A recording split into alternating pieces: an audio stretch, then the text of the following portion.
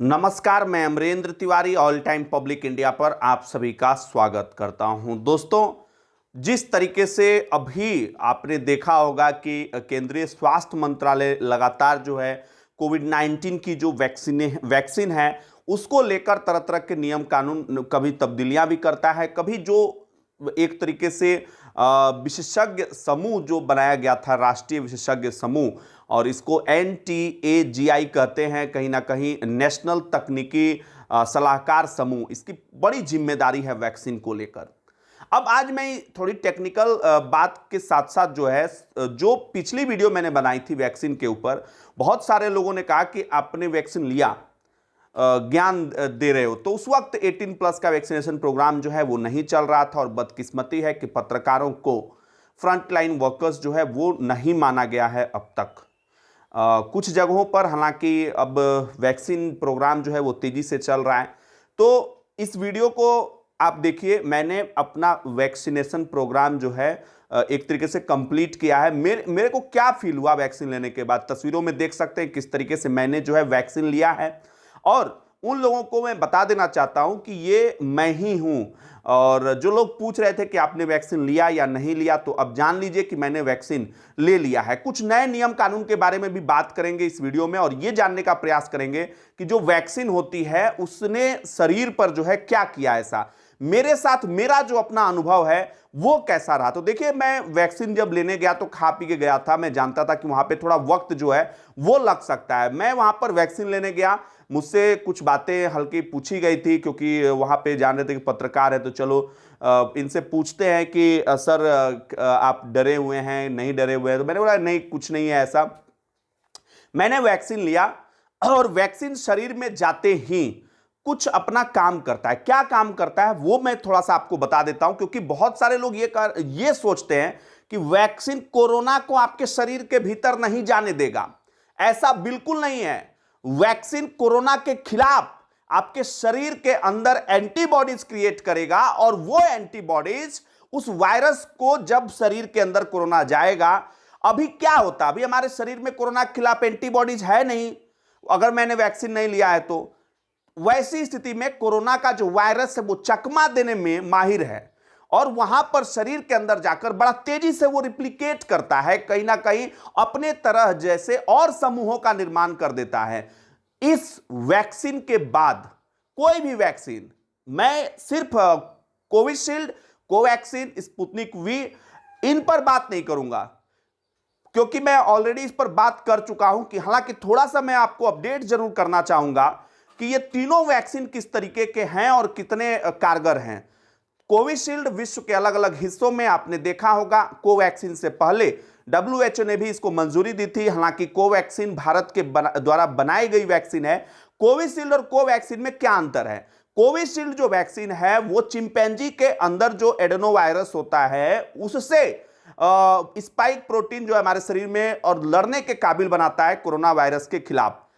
Covaxin में सिर्फ यही अंतर है दोस्तों, कोवैक्सीन में कोरोना वायरस का ही मृत रूप एक तरीके से डाला गया है, और कमजोर कर कर जो है कहीं ना कहीं उसको इनएक्टिवेटेड फॉर्म में वायरस है, इनएक्टिवेटेड फॉर्म में, और शरीर के अंदर जब जाएगा वो, तो रोग प्रतिरोधक क्षमता, एंटीबॉडी क्रिएट करके कोरोना वायरस के खिलाफ हमें सुरक्षा देगा। और कहा जाता है कि कुछ दिनों के बाद जो कोर्सेस हैं, जो टाइमिंग है, हालांकि कोविशील्ड की टाइमिंग बढ़ाई गई है, लेकिन कोवैक्सीन की टाइमिंग अभी नहीं बढ़ाई गई। और जो सबसे कम टाइमिंग वाली वैक्सीन है स्पुतनिक वी, उसमें पहला और दूसरा दोनों वायरस अलग है। यह बड़ा महत्वपूर्ण है। दूसरा बूस्टर की तरह है, और पहला वायरस, पहला डोज शरीर में जाते ही शरीर जो है रिएक्ट करना शुरू कर देता है। अब क्या क्या मुझे क्या महसूस हुआ, तो मुझे रात, जिस दिन मैंने वैक्सीन लिया था, मुझे बताया गया था कि हो सकता है कि आपको बुखार आए। बुखार नहीं आया। शुरुआती जो सिम्टम्स थे, मेरे सर में हल्का दर्द हुआ शाम के वक्त, और मुझे कपकपी थोड़ा सा महसूस हुआ। तो मैं समझ गया, चूंकि मैं इस पर रिसर्च भी करते रहता हूं, तो मैं समझ गया कि मेरे शरीर के अंदर जो प्रतिरक्षा तंत्र है वो वैक्सीन के खिलाफ तैयारी कर रहा है। वैक्सीन में मतलब कि वैक्सीन के माध्यम से तैयारी कर रहा है असली कोरोना वायरस के खिलाफ लड़ने की। इसलिए जो प्राकृतिक रिस्पांस था शरीर का, उसके कारण थोड़ी कपकपी लगी। बुखार मुझे नहीं आया, और चूंकि बहुत सारे लोग कहते हैं कि बुखार भी आता है और अपने अपने फीलिंग्स में, तो ये चीजें हैं दोस्तों कि अब सवाल ये उठता है कि जो बात हो रही थी बुखार की, हाथ में दर्द, बदन दर्द, सिर दर्द और थोड़ी सी जो है बेचैनी भी हो सकती है हल्की फुल्की, ये जो सिम्टम्स है ये अपने आप चले जाएंगे। अगर बुखार ज्यादा है तो आप पैरासीटामोल की गोली, वहां पर भी बताया जाता है कि अगर बुखार जरूरत से ज्यादा होगा तो आप खा सकते हैं, और जो भी सलाह वहां दिया जाएगा उसको आपको मानना है। आधे घंटे वहां रुकना होता है, क्योंकि समटाइम्स किसी किसी को एलर्जी भी हो सकता है वैक्सीन के खिलाफ। हालांकि इसके मामले बहुत कम है, लाखों में करोड़ों में एक इस तरह के मामले हो रहे हैं, लेकिन फिर भी। अच्छा, अब सवाल यह उठता है कि भारत में वैक्सीनेशन, अभी कुछ नियम कानून भी बताऊंगा, तो वीडियो के लास्ट तक बने रहिएगा। उम्मीद है कि यह वीडियो आपको पसंद आ रही होगी। 2-3 बड़ी महत्वपूर्ण चीजें हैं। वैक्सीन लगाने पर शरीर की प्रतिरक्षा प्रणाली बन रहे स्पाइक प्रोटीन की पहचान खतरे के रूप में करता है, और प्राकृतिक प्रतिक्रिया जो है अपनी व्यक्त करता है, जिसके कारण कि कहीं ना कहीं आपको बुखार, सिरदर्द की शिकायतें हो सकती है, लेकिन बहुत कम। जो दोनों डोज वैक्सीन का ले लिया, क्या वो पूरी तरीके से सेफ है? क्योंकि अभी भंडारी साहब, आपने देखा होगा, बहुत बड़े डॉक्टर, सर गंगाराम अस्पताल के, उसके अलावे के अग्रवाल साहब, जिनकी सोशल मीडिया पे जो हमेशा लोगों को बताते रहते थे नई नई चीजों के बारे में, उनकी भी मौत हो गई, और हालांकि दोनों डोज वो ले चुके थे।